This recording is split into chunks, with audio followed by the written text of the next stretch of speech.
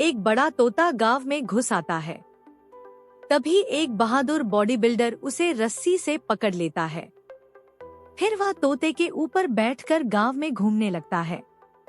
Body builder उसे बहुत सारे फल खिलाता है, सारा दिन उसके साथ खेलता है।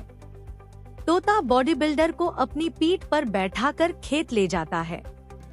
बॉडी बिल्डर तोते को जिम भी करवाता है। एक दिन तोते के पेट में दर्द होने लगता है और बॉडी बिल्डर उदास हो जाता है।